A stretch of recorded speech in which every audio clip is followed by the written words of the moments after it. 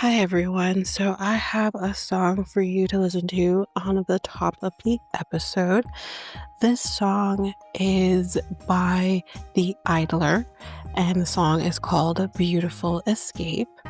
I got the song from the PodSafe Music Directory on the World Podcast Network. So I'm going to play that song for you now. If you like the song, you can go down to the show notes, but there is a link to the song where you can listen to and download it. And again, that is linking to the PodSafe Music Directory, which is a part of the World Podcast Network. So without further ado, I'm going to play that song for you now.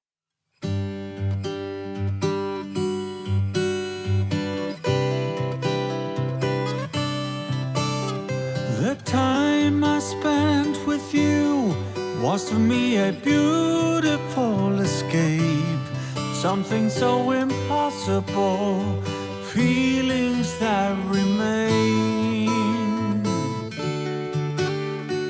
Conversation flowed, and hours disappeared without a trace. Something so magical, you and me together. It's okay, they don't go astray. Those memories, they keep me going every day. The time I spent with you, I realized that everything had changed, and nothing is ever going to be the same. Seldom that I've been enchanted, a gift that I was given stays with me until the end, thankful forever. When I lie and close my eyes, I can almost feel like you're beside me, connected again to all the girls I've known, and all the precious loving that we made, and all the joys we've ever shown, memories that grew within its place. The conversations flowed, melodies were drifting within my mind, fleeting through time and space, so easy to rewind.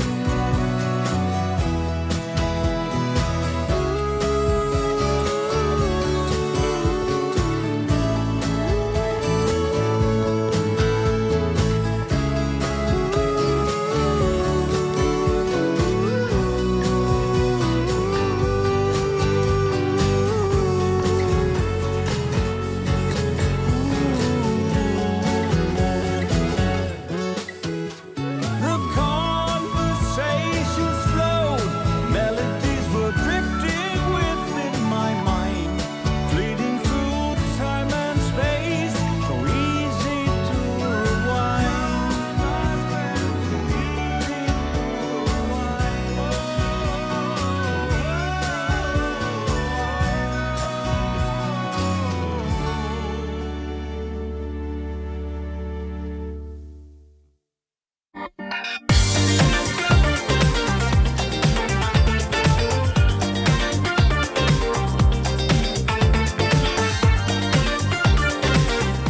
Welcome to Reality Tea Times 2, the podcast where we discuss all the trash reality TV we love to hate. I'm Tanika, and today we are going to be going through the 90-Day Diaries stuff. So I'm kind of how it is going to be doing it is going episode by episode, even if there's 2 episodes a night, which is kind of where we're at right now. So, we'll have this episode, and then soon after the next one will come. Anyway, that's how we're doing it. There's one quick announcement, and that is Patreon. So Patreon, we have three tiers that are available. It's going strong over there. We have three tiers that are available, and that is the very first tier. All of this is Canadian dollars. We have the first tier, which is at $3 a month. There, you'll get these episodes ad free, and you'll also get AMAs every month, and hopefully more to come with that once we get some memberships over there. But that's at the $3 tier. $5 tier, you get everything in the first tier, as well as coverage of a reality show from yesteryear, and that is currently Jersey Shore right now. We should be in season 3 right now of Jersey Shore. So you could definitely look out for the bonus episode, which will be the very first episode of Jersey Shore on the main feed. But if you are interested in more, then you can head over to the Patreon where you can get more access to the full coverage of the Jersey Shore, the seasons. And then at the third tier, which is $7 a month, you get everything from the first two tiers, as well as a true crime documentary where we will normally do 2 episodes a month, one doc a month. And that currently, sorry, so I'm gonna confuse here. That is one that comes out twice. That's a twice a month, right? The bonus episode for that, we usually release a bonus episode of the document that we're covering that month, and that should be coming very soon as well for this month's. So you can look out for that. But if you want to hear the rest of it, you would have to go over to the Patreon where you can get the full access. So we've covered um Ashley Madison documentary, Mammoth House Kids. We did Into the Fire. This month is going to be the Lacey Peterson documentary. So that's coming out this month. So look out for that. Again, if you are interested in joining the Patreon, the link is in the show notes, but that is at patreon.com/reality tea times 2. So that is the announcement. Let's get into the reason that we are here. And we are going to be doing the 5th episode of Diaries. So we are back with Libby and Audrey. They're back. We did talk about them before. I can't remember which episode that was, but let's get into it. So, very first thing I have to say is, oh gosh, she's singing. Seriously, this girl has been on a singing. I mean, she doesn't have a bad voice by any means, but Lord. Anyways, she's deciding that she needs to tell her family about the fact that she is moving, or they are deciding to move to Moldova. And he's a little bit like, they're going to talk you out of it. Sir, she still needs to tell her family she's going to just walk out this just one day drop off of Florida, just fuck off to Moldova. And she needs to tell her family. But she does meet up with Becky and Chuck. I guess Jen couldn't make it because she's too busy with Josh. Actually, sorry. Anyways, she's too busy with Josh, so she couldn't make it. So she tells them, so we're moving to Moldova. And they're like, what the hell? Like, clearly this isn't like your idea. This is his idea. Duh, this is his idea. That's obvious. Um, and Becky's like, do you actually want to move there? Um, and Libby's to say, like, I didn't at first, but I think it actually would be good for our family.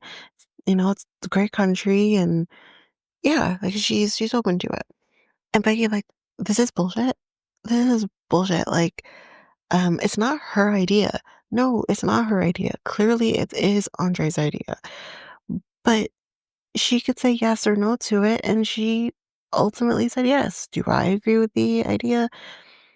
I don't know. I think, I don't know. Uprooting your family, blah, blah, blah, when you're pretty established where you currently are, I think is always going to be a stupid idea. But at the end of the day, it's their idea, it's their choice. They'll be fine. Um, Chuck is like, you know, I have supported you guys 100%. Sorry. He literally is lying to our face here saying that he has supported Livy and Andre's relationship from the very beginning 100%. Sir, no, you didn't. We've seen the seasons. You hated this idea. Now you maybe are with it 100%, but that took some time. I mean, what? But he says that he supports them. Now you want to take my grandkids away. And Libby's like, listen, I'm just giving you the news. This is happening. You're not going to change my mind on it, which I love that she's being forceful with it. Um, so this is happening. So get on board or don't get on board, basically. So Chuck is like, okay, well, I'll get a place. I'll get a place so that, I can visit, Becky can visit, Jen and baby Josh can visit. It's going to be fine. They're going to do this. And that's his way of supporting. Because he's like, I don't want you to feel like you don't have your family too. So we'll visit. It's, you know, I like that. He's like, we'll miss you. But, you gotta do what you gotta do. So the next scene, we see them telling the kids that they're gonna move to Moldova. And is it Ellie is her name, the daughter's name? She's pretty excited. Winston's like, I don't care. But, you know, she's happy about the idea of moving. So there we go. So that's basically it with Libby and Andre. I think that's it. I don't think we're gonna see them again for this Diaries. But then we move on to Loren and Alexi, and I'm like, for what reason? It starts off pretty boring. We're talking about the kids getting their haircuts, the boys getting their haircuts. But what is actually really interesting that I never knew before, and learning this through watching this, is that in Jewish culture, you actually don't cut I guess, the boys' hair, or maybe even the girls' hair, until they were 3 years old. And the reason for that is that it symbolizes them starting their education, starting a new chapter in their lives. I thought that was really interesting. I mean, I don't know many people who are really obviously not cutting your children's hair right away, but I love that symbolism behind it. I actually really like that. So their haircuts are real cute, real cute. They look adorable. Anyways, Lauren, mom comes here. Remember Marlene? She's horrible. Anyways, Marlene is here and she's talking to her mom about, like, you know, I don't think I'm done having kids. Ma'am, the fuck you say? You literally did this mama makeover situation because you said you were done having children. So now you're deciding, I actually want to have more kids. The fuck is happening? What is the point of going under the knife? Which I have no issues with. If this is what it won't be something I would do, but if this is something she wanted to do, by all means, go ahead and do it. So, but why go through all of that? You said you were done having kids, and then you're gonna go and put your body through the same shit again. That was the main reason you went in and did the surgery in the first place. What is happening? What is happening? I have questions. But Marlene is like, that's the withdrawal speaking, because you're used to having young children. Your children are getting older. Okay. Um, your children are going through different phases now in life, but that doesn't mean that you go and replace it by having another child. It's called go with it. You don't have, because what's gonna happen when your quote unquote fourth child is going through these different changes as well, and is going through their phases in life, where you're gonna say, have another kid? Like, no. I'm so confused. But she does say, have you talked to Alexi about this? She says, no, she hasn't spoken to Alexi about this. She says, maybe you should speak to your husband about this. You know what I mean? Now, here's the thing, in case no one really remembers from watching the Lauren and Alexi show, um, he was pretty vocal about the fact that he wanted to have four kids.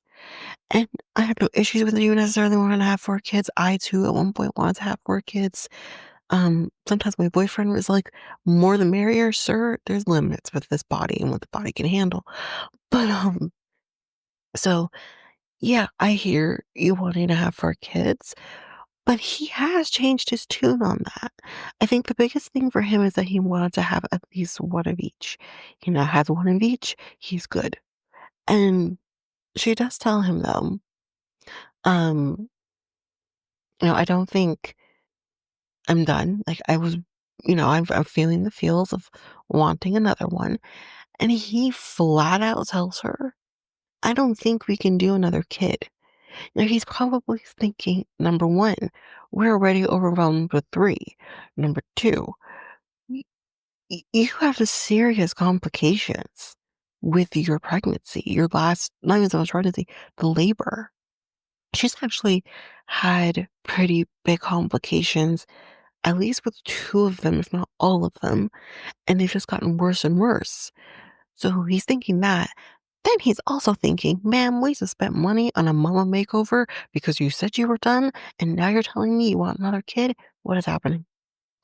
So we learn here that she almost had a ruptured uterus when having Ari. No. I'd be like, no. Like, she was so close. And obviously, if she did have a ruptured uterus, he would have lost not only Ari, but Loren. So you want to go have another one? I don't know, man. I don't know. But he says, okay, you know what? Let's have an appointment with a doctor and can discuss these risks and whether or not it is safe for you to have another child. Let's let's do that. And she asks him, okay, well, if the doctor says that we can have another child safely, will you have another child? And he says, sure. Like is whatever, yeah, let's do it. He's okay with it. But I mean, I don't know. I would be terrified. I would be terrified of having another child and having to go through labor knowing that there's a potential that you could have the same situation. But, anyways, then it's Ari's birthday party. She's 2 years old. Let's move on. Veronica. I don't have anything to say here. I don't. I really don't. She and Chloe are doing a beach day. Chloe's gonna be going to school soon. They're just hanging out, having fun. Chloe doesn't want her to jump into relationships and stuff like that and be in stupid ass relationships. That's basically it. That is all. Let's move on. Rebecca and Zied, we're back with them after the whole situation of is he cheating or not. So she goes into let me see your phone. Ma'am, two things. Number one, I hate this. I hate when people are like, let me see your phone. Because it's like, how do you build the trust? You know what I mean? Number two, do you actually think he has anything on his phone? Do you? Do you? He's most likely deleted everything.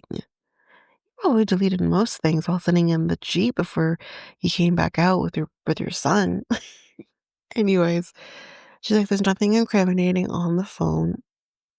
So because of that, she does decide to go back home with him. But he does say in like the interview moment, says, listen, next time, don't follow me. Okay?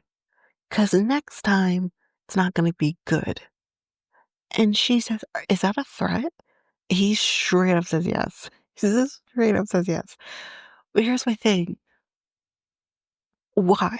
What is so bad about her following you? Like, I'm not necessarily saying you should be following your spouses. You shouldn't be doing that. But what is so bad about it? What you hiding, sir? You know what I mean? Because I'm starting to, I don't know. I don't know. I'll get to it in a minute. But anyways, they're gonna do a double date situation with his friend and this woman, this his wife that he said, right? So they're gonna do that, and that way Rebecca will be able to confront the situation at straight on and see from there. Which I'll talk about that in a second.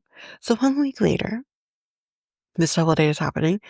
We meet Michael, who is Ziad's friend, and I think it's Kristen or Kirsten, who is the wife of the friend. Oh, and Rebecca's son and daughter-in-law are here as well. So it's actually not a double date, it's a triple date. So, um, So she kind of goes into it and she's like, listen, I don't know if Zied kind of told you why we're here. So here's what happened the other day, right? I followed Zied. It's because of a lot of weird things happening. And I saw him walking out of a restaurant with you, blonde lady over there. Um, and the wife kind of explains herself and says, listen, I was out with friends. Michael called me and said, come over. I did. But when I came over, Ziad was the only person who was around.